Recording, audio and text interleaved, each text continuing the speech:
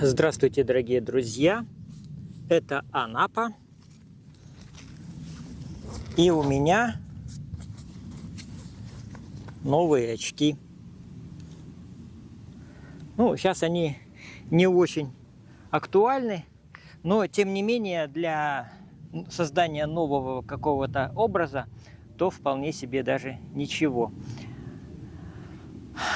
Кстати, сегодня у нас 23 мая 2026 года, и я нахожусь на своем любимом месте. Это промежуток между двумя пляжами София и Приазовец. Это место я называю берег Альбатроса. Уже давно так его назвал, и думаю, не переименовать ли мне канал. Но, однако, все-таки в названии канала я хочу, чтобы сохранялось название города Анапа, потому что, ну, по запросам, которые делают те, кто ищут какую-то информацию, Анапа, она, конечно, имеет миллионные показатели. То есть миллионы людей ищут именно это название, нежели чем какого-то альбатроса будут искать или берег. А сегодня хорошая погода, суббота. И вчера прошел дождь. Ну и я Наташе говорю, я завтра поеду, скатаюсь на море, посмотрю, как там себя ведет новый песок. Ну и, конечно, сегодня я уже поснимал, песок лежит. Иногда, конечно, проезжают трактора, какая-то техника. То есть еще не очень так все спокойно, но люди гуляют. Понятно, суббота, когда я ехал через детский парк, тоже все оживленно. Люди отдыхают, катают детей на различных аттракционах, все работает. Вообще обстановка такая хорошая, безмятежная, мирная. Когда видишь людей довольных, счастливых, и самому тоже делается на душе очень светло. Я и раньше говорил, что мне нравится в Анапе жить, потому что сюда люди приезжают за положительными эмоциями. Они оставляют дома все склоки, все проблемы, и по-настоящему здесь могут расслабиться вместе со своими детишками. Поэтому здесь такая территория какой-то свободы, да, и когда летом видишь, когда, ну, идет мужик, и он видно, что он уже объевшийся, опившийся, и сосет это пиво, а жена идет рядом и ничего ему не говорит. Хотя дома она бы давно его уже обратила бы внимание и на его брюхо, и на его физиономию красную, лоснящуюся, и вообще сказала бы, сколько можно это пиво хлебать. Вот. Но здесь все прощается, здесь вот такая территория какой-то вот, я говорю, уже свободы. А дети трескают мороженое, какие-то сладости, сладкую вату, и никто им ничего не скажет, что это вредно, что это не ко времени, что это дорого. Вот. Поэтому сами женщины, ну, тоже на расслабоне, потому что те, кто живут в отелях, они не заботятся о приготовлении пищи и о прочих каких-то домашних, об уборке постелей, там, ну, каких-то домашних бытовых таких заботах. Они тоже здесь расслабляются. Конечно, в меньшей степени, чем их мужья и дети, но, тем не менее, тоже находят для души что-то такое успокоительное, что им вот нравится. Вот, поэтому нравится, конечно, мне на этих людей смотреть, и я тоже рад за них, как говорится. Я рад, потому что они рады. Даже сегодня вот я ехал на велосипеде по такому хорошему, красивому Пионерскому проспекту. там тоже люди гуляют, сейчас акации зацвели, ну, больше, конечно, этих акаций надо смотреть, я еще их поснимаю в детском парке, но на Пионерском проспекте тоже акации встречаются, ну и цветы различные, там розы уже цветут. Я вон тоже туда смотрю, но я потом подсниму отдельно. Вот красивое здание, принадлежащее центру София, а там вот такие ворота, и тоже все в желтых розах. Ну, очень красиво, живописно смотрится. Облака сегодня красивые, я вот на облако на это смотрю. Когда, конечно, слышишь, вот сегодня уже второй самолет пролетел. Так громко, и так быстро, и так грозно.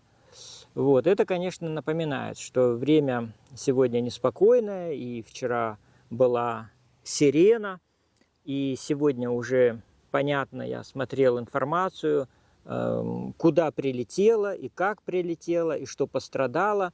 И потом смотрел карту погоды. Мне важно было посмотреть и успокоиться, нет ли сильного ветра, потому что сейчас уже боишься, что так же, как в Туапсе, может выпасть какой-нибудь нефтяной дождь. Вот черный дождь, правда. Мы как-то недавно с Андреем, моим другом Хрущевым, сидели в его каморке и слушали песни. Ну, у нас есть такое развлечение, когда мы берем свои смартфоны, и сначала он музыку заказывает, потом я, и мы так чередуемся. Он включает то, что ему нравится и хочет, чтобы я послушал, а я включаю то, что мне нравится, и чтобы он послушал. Вот у нас такой концерт по заявкам. Ну, не столько по заявкам, сколько вот по настроению, потому что хочется послушать. И я говорю: Андрей, давай послушаем песню Майи Кристалинской про дожди. И вот там есть такие слова, и я сейчас вот ее вот чуть-чуть замолчу, и как раз про черный дождь. Спи, мой сын, приходят к людям разные дожди, только черный дождь не будет на твоем пути. Да, только черный дождь не будет на твоем пути, поет певица. Кстати, там купаются люди, друзья мои, там купаются, и тоже они счастливы. Я просто руки сегодня мочил. Я сегодня, конечно, снимал... Что я приехал сюда вообще? Я приехал поснимать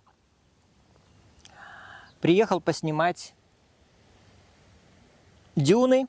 Я вот сейчас думаю, а правильно ли я здесь сел? Солнце прямо лупит вот в объектив, фотоаппарат на солнце, но зато видно море, видно, я думаю, меня, даже если пусть меня видно не очень хорошо, ну и ладно, главное, слышно, а в этом я уверен. Так вот, сегодня приехал поснимать море, дюны, песок новый. Вообще, если честно, песок дрянь. Вот песок дрянь. И я не знаю, как так власти пошли на это, чтобы насыпать этот песок. Ну, как? Я задаю этот вопрос и сам же на него отвечаю. Потому что все-таки время тяжелое, деньги нужны всем, городу нужны деньги, краю нужны деньги. Вот. Тут и надо экологическое законодательство соблюсти, и вроде бы как безопасность и здоровье граждан соблюсти. Поэтому Роспотребнадзор, да, тогда, когда здесь, как говорится, люди ходили все в мазуте, ну, я имею в виду, вот наши волонтеры ходили буквально все испачканные мазутом с ног до головы, а Роспотребнадзор делал замеры воды, воздуха, песка и воды, да, я сказал воды, вот, и говорил, что все в норме, понимаете? То есть вот такая какая-то хрень была. А почему? Потому что, видимо, какой-то команды не было, поэтому он все признавал вот, в соответствии с нормами. Вот. Сейчас, когда вот год прошел, да, и вроде бы мазута-то особо нету, ну вот были, я тоже снимал, и в апреле я видел мазут, и мазут свежий, но его не было в таких количествах, чтобы там как-то это критично было, что-то вызывало какую-то тревогу и ощущение катастрофы. Нет. Мазут был, но просто его надо было просто собирать. Он и сейчас есть. Вот я здесь вот сейчас по пути сюда тоже видел вот участок между дюнами и Новым Песком. Там тоже очень много мусора. Я не знаю, чья это территория, но, по крайней мере, есть и кусочки мазута попадаются. Я вот начал один кусочек в руках мять, и вот испачкал руку. Но сейчас уже оттер. Вот. А вот запах все равно, хоть я его и очистил, а запах есть, потому что мне вот немножко под ногти попало. Это нужно с мылом хорошо, с хозяйственным промывать. Но чувствую, что не все хорошо. Вот. И понятно, что и Кондратьев пообещал, губернатор, прямо президенту глаза в глаза сказал, что все будет хорошо. Песок отсыпан. Он-то сказал отсыпан, хотя еще отсыпано было только небольшой участок, это в порядке эксперимента. Это вот пляж Мираклион. Вот. И тут и как-то и Путин покивал, и вроде бы сказал, что ну, раз все так хорошо, значит люди пусть отдыхают.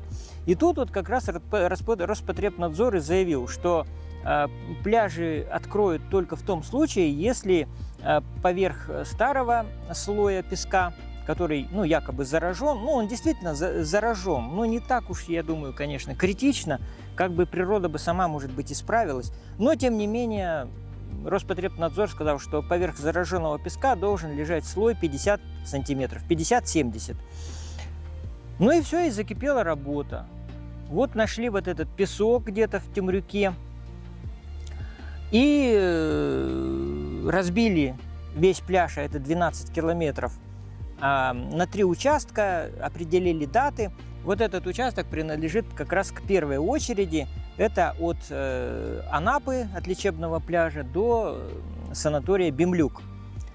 Это тоже, по-моему, детский санаторий, там дети отдыхают. Я как-то раз даже жалобу писал, еще в Чите жил, вот, и туда отправляли детей. Ну, прочитал информацию, что туда отправляют детей чиновников. Ну, и я такой возмутился, как чиновников? А наши дети тоже хотят там отдохнуть. Вот писал жалобу. Я раньше очень много жалоб писал. Ну, как время такое было, ведь гражданское общество чувствовало, что свои права, что есть Конституция, которая нас защищает, есть законы, которые тоже стоят и на страже гражданских прав, и на страже природы. Но потом как-то все, знаете, стало так резко сворачиваться. И если раньше, допустим, я темы меняю, но это ничего страшного. Я темы меняю, ничего страшного. И если раньше, допустим, если где-то какая-то машина заехала в дюны, если где-то какой-то, значит, арендатор пляжа пригнал технику и, значит, экскаватором там что-то шурудит в дюнах, ну, сразу тогда люди возмущались, блогеры набегали, и я тоже возмущался. Я как раз в то время состоял в организации развития курорта «Анапчане», и мы тоже писали и депутатам Государственной Думы, и президенту, и в Азовско-Черноморскую природоохранную прокуратуру, и в нашу прокуратуру писали. То есть везде мы писали. Власти, ну не скажу, что реагировали там очень оперативно, но как-то реагировали, что-то писали, потому что правда-то была, в принципе, на нашей стороне. Да? И когда в социальных сетях, в СМИ люди видели такую как бы шумиху, да? Что кто-то там неравнодушный поднимает такие вопросы. Ну и, видимо, вот эти вот все арендаторы, они тоже немножечко так приутихали, потому что, ну, действительно, каждый раз что-то там выгнать, какую-то технику в дюны, это уже считалось как-то, ну, таким делом рискованным. Вот. И многие, конечно, не рисковали. А сейчас что делается? А сейчас? Вот недавно блогер Азаровский показывал, как здесь вот у нас в черте города буквально пляж крутого отеля, Гранд-отель Анапа. Они под шумок просто разрывают дюны и возят там к себе, ну, какой-то они себе там поближе пляж сделали, но то, что, понятно, в этом песке люди, я не знаю, за 100 тысяч, когда там есть номера, и за 60 тысяч сутки, они вот в таком глиняном песке, ну, я не знаю, это, я не знаю, насколько надо быть каким-то таким непритязательным человеком, чтобы лежать в этом песке вместе с глиной и пылью. И поэтому им там делают, видимо, отсыпают какие-то пляжи, ну, у них пляж достаточно большой, и они, вот прошла техника, и сразу тоже вот этим выхлопными газами, всякой гадостью несет. Вот. Но сейчас это вот, если раньше какая-то заедет машина, и уже там ее блогеры ловят, фотографируют, ГАИ их выискивает потом через свои базы и наказывает. И пишет потом, да, вот что наказали водителя, который заехал, который здесь устроил такое-сякое. Сейчас нет, сейчас, видите, ну, сейчас вообще море превратилось и пляж в строительную, большую строительную площадку. Техника ездит, все это вот она уже так укатала пляж, что там, как, наверное, по твердости асфальта. Поэтому, что уж говорить, все сейчас не так воспринимается, и люди уже реагируют не так, потому что другие проблемы есть. У нас вообще, ну, я не знаю, страна на грани, ну, вот, не скажу там, что революционной ситуации, да, но по напряжению, по ощущениям сейчас очень непростое время. Я всегда говорил, да, когда еще вот 4 года назад все это только началось, я говорю, что это все приведет к катастрофическим последствиям. Оно сейчас, в общем-то, так и видно. И это видно даже вот по отношению к экологии, к нашему морю. Вот опять возвращаюсь к Роспотребнадзору. Вот они сказали этот песок завести. А власти, деньги-то нужны краю, городу, я же говорил уже, с этого начинал. Они вот и нашли этот песок, первый попавшийся. Ну, где они тоже песок возьмут, друзья мои? Этот песок, он уникален. Почему раньше и фишка-то была нашего курорта, что этот песок, он уникален, он лечебный, кварцевый, он миллионы лет формировались эти дюны, этот песок, намывался он, реками приносился, просеивался. Ну, это годы, столетия. Вот. А сейчас какой-то песок взяли с глиной. Ну, он тоже, конечно, там миллионы лет пролежал, да, но он по-другому сформировался, в других условиях, да. И его сейчас привезли сюда.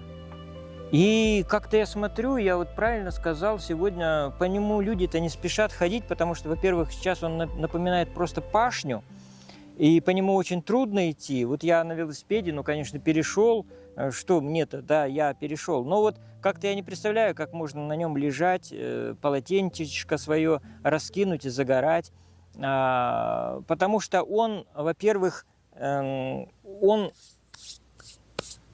желтый, и в нем какая-то еще вкрапление какой-то, видимо, есть субстанции, именно желтого цвета. Потому что когда я сегодня проводил такой маленький эксперимент, брал песок и бросал его в воду. И смотрел, как волна его промывает, и вот это вот желтое вот это пятно, оно долго-долго, это вот немножко, просто горстка, и оно долго-долго вот это болталось. Потом, конечно, масса воды туда-сюда, действие волн, оно как-то рассасывалось.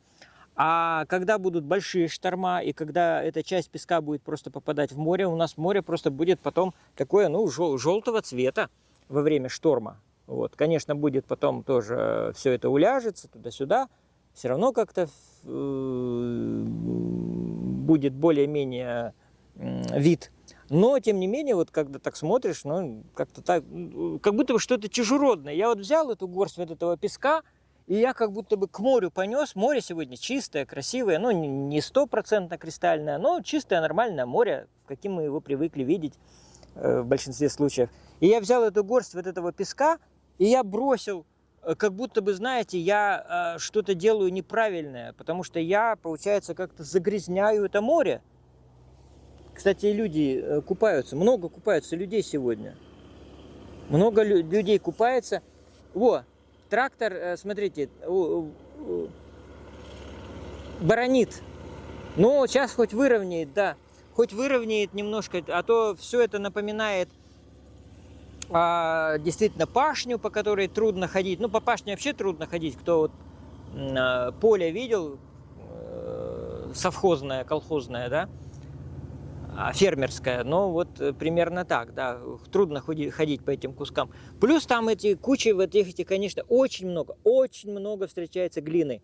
Глина, она вот эта вот такая серая, не скажу, что голубая, это тоже надо устанавливать, там кто там, какие-то, может, специалисты потом скажут, к какому типу глин относится вот эта наша пляжная глина. Но она липкая, скользкая, я тоже несколько кусков сегодня бросил в море, она с трудом растворяется, она тяжелая, и она, как бы это, вот, я не знаю, то, что легкое, сразу выносит на берег, да?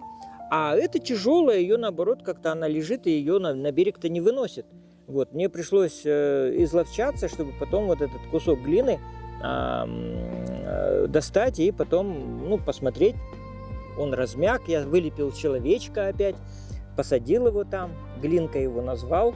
Люди идут, спрашивают, что это у вас? Я говорю, да вот из глины слепил. Так что это тоже будет в отдельном ролике. Поэтому песок, это песок не очень хороший. И даже сказать, ну, плохой. Не знаю, как он себя покажет. Я говорю, должны пройти годы, чтобы это все перемешалось. Мне вот этот песок жалко, потому что будут ветра, и тот песок будет нести вот на этот песок, и все это будет смешиваться. И этот песок уже не будет тем песком, который я так всегда любил, который вот даже вот в руки его возьмешь, да, он вот песок, я знаю, что он не испачкает мою руку, он такой, как бы, я ощущаю вот этот хруст, крупинки, я ощущаю. А тот песок берешь, он тоже мягкий, но он такой какой-то, как мука, и если этот песок вот раз, и все, и у меня рука чистая, вот, чистая, а тот песок, рука остается желтой остается. А если еще глина попала, то все, надо уже точно руки мыть, потому что глина отмывается очень непросто.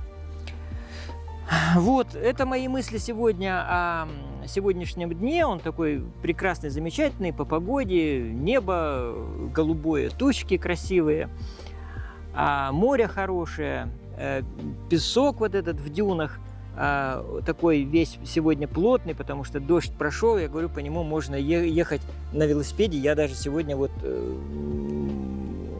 нисколько у меня не провалились колеса, я этот велосипед вел. Люди сегодня купаются, и это здорово. Ну, что еще рассказать? Теперь коротко, потому что тоже затягивать свой непрямой эфир нет смысла. Я продолжаю готовиться к роли Хана, жду очередные посылки из Китая.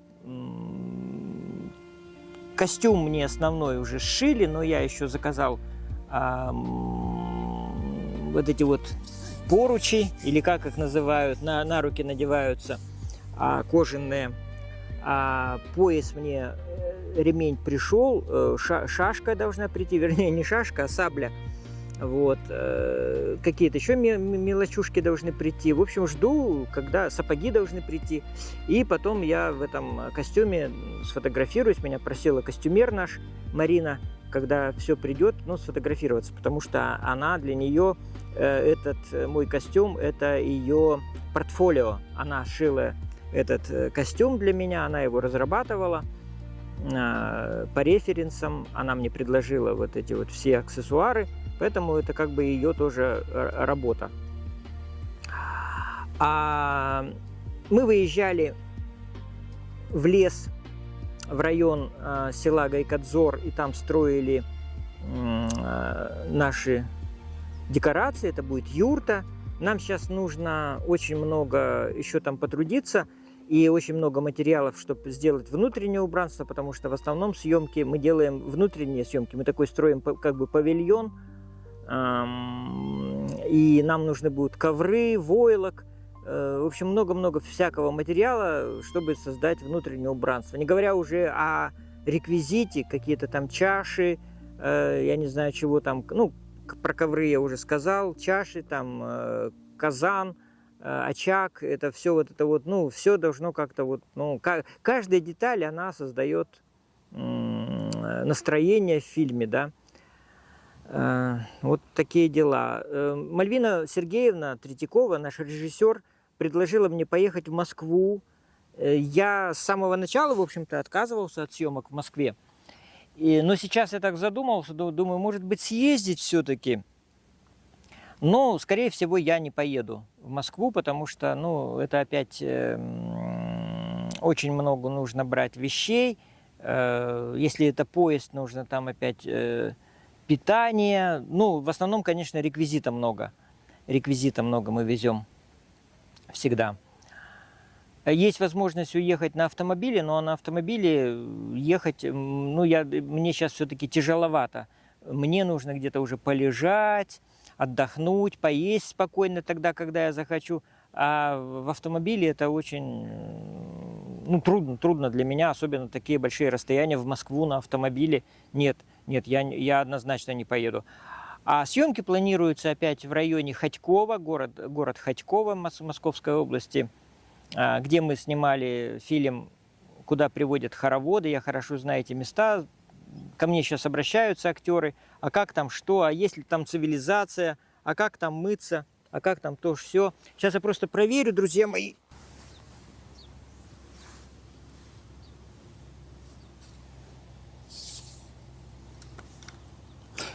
Продолжаем.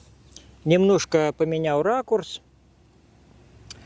И вот эта поездка в Москву, ко мне обращаются. Александр, скажите, а как там жить, есть ли там цивилизация, есть ли там магазины? Ну, я рассказываю, что есть, там все есть. В общем-то, пусть нету света и воды, но в домике, где мы жили, но есть вода на участке водопроводная, и можно мыться из шланга. Пищу готовить можно на костре. Если у нас там посуды не было, но, по крайней мере, заваривать было где кипятить чайник. Вот. Ну и заваривать, конечно, какую-то там картошку или доширак, то вполне это возможно. Вот. Плюс есть магазин. В общем, все это рассказывал. Об этом я тоже давно рассказывал. И если вы хотите послушать, можете найти мои старые записи. И там я рассказываю про Хотьково во всех подробностях. А что еще? Да, трактор баронит. Баронит. Это хорошо. Так что делаем мы сейчас декорации. Ну, что еще такого интересного? У Андрюхи сейчас очень трудное время, у Андрюхи нет денег, и вот я сегодня к нему еще пойду, понесу ему набор какой-то продуктов, гречку, хочу ему отнести, ну, может быть, растительное масло, хлеба, ну, вот такого чего-нибудь, потому что у Андрюхи тоже условия такие, допустим, он макароны не варит, ему негде варить, и он их не любит варить. А гречку я ему посоветую делать, как у меня Маша делала. То есть просто кипятком заливаешь, ждешь какое-то время, и гречка у тебя готовая и вкусная получается. Я сам так тоже делал для эксперимента, и Маша меня как-то раз делала тоже. Она меня вот этому и научила. Так что у Андрея вот такие дела. Он сходил в сберегательный банк и взял справку за 3 месяца. Я посмотрел эту справку, но я там почему-то не нашел вот этих вот вычетов по судебному приказу. Ну, не нашел. Вот я вот так вот, я подробно не рассматривал, но не нашел. Я не знаю, как у него деньги пропали со счета, я не знаю. Сегодня буду тоже разбираться. Мы с Наташей так еще посмотрим, потому что мы тоже хотим ему помочь.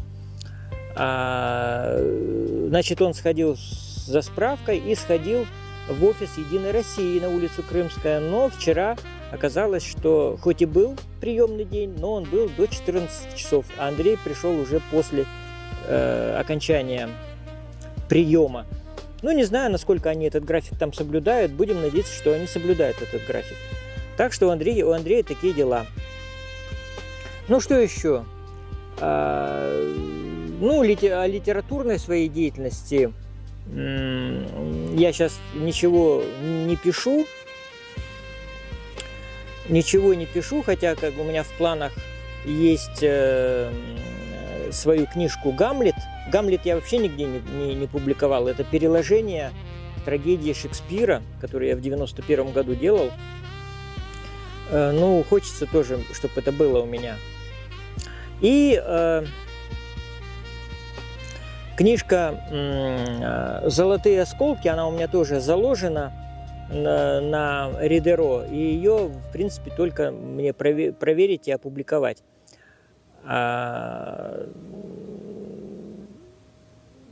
Последней моей книжкой были как раз «Золотые осколки», маленький сборничек.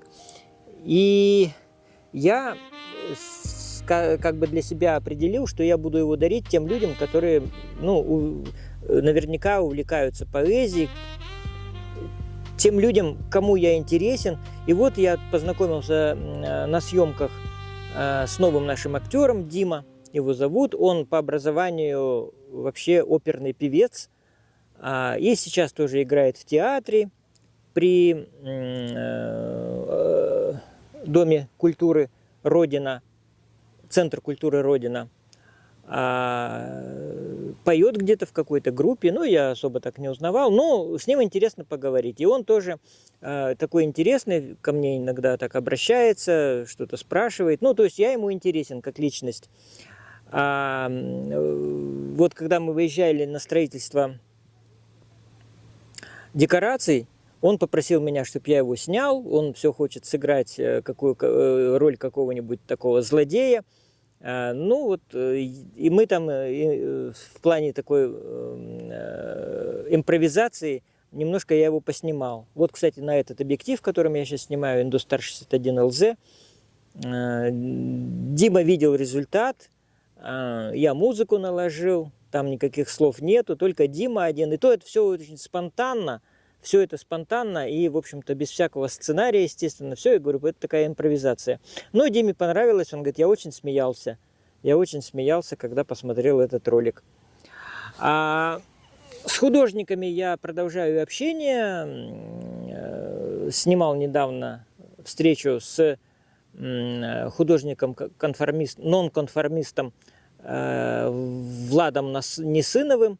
Очень интересный человек, обладает глубокими знаниями в искусстве. Он потомственный художник, у него отец художник, и сам он художник. Как он сказал, что он впитывал все это вот еще когда ходил под стол пешком. Поэтому это очень, конечно, большой багаж знаний у него. Он сейчас кое-что пытается передать нашим самодеятельным художникам, вот Оливеру Ивановичу, который называет себя Олег Амеласкис.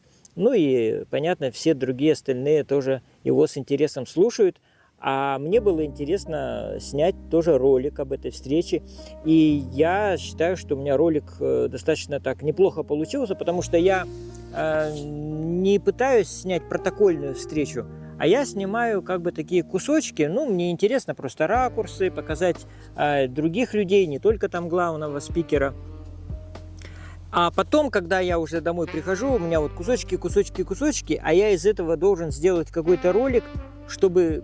А там же люди говорят, говорит вот этот Владислав Иванович Несынов, и мне надо, чтобы из этого получилась какая-то осмысленная, ну,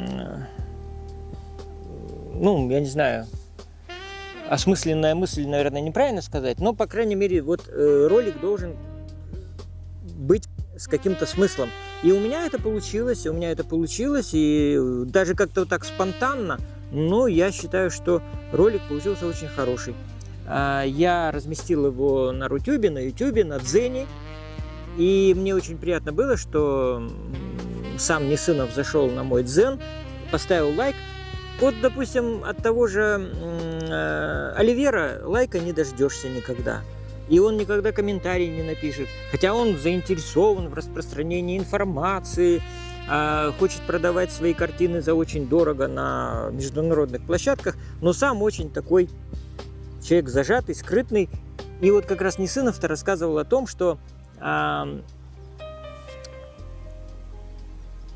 в каждой работе должен быть автор, присутствовать автор. Вот в каждой. Поэтому он говорит, что я к коллективным работам отношусь скептически, потому что там все размывается. Все энергии, все смыслы там размываются, и ничего не понятно. А когда человек, личность, пишет картину, то он вкладывает туда свое видение мира, свою душу и свои смыслы закладывает.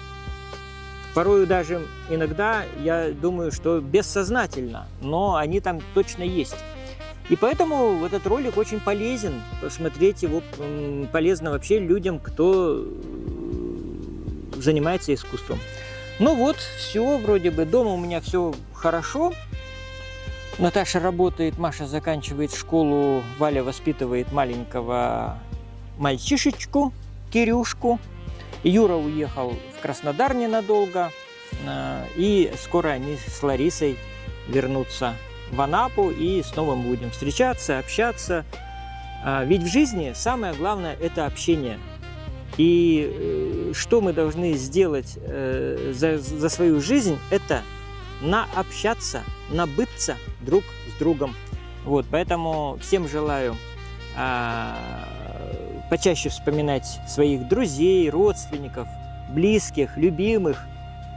Может быть, есть люди, которых вы давно не посещали, давно не звонили им. Вспомните, позвоните, напомните о себе. Я думаю, что им будет очень-очень-очень приятно. Потому что в жизни вот это самое ценное. Всем желаю добра, мира, чтобы не летали беспилотники и грозные самолеты, чтобы было всегда вот такое голубое небо, вот такое мирное море, чтобы там купались люди, чтобы они приезжали в Анапу, радовались и получали положительные эмоции. Это то, с чего я начал сегодняшний свой монолог. Всех люблю, всех обнимаю. Ставьте лайки, подписывайтесь на мой канал. Пока-пока. Верю, черный дождь не будет на твоем пути.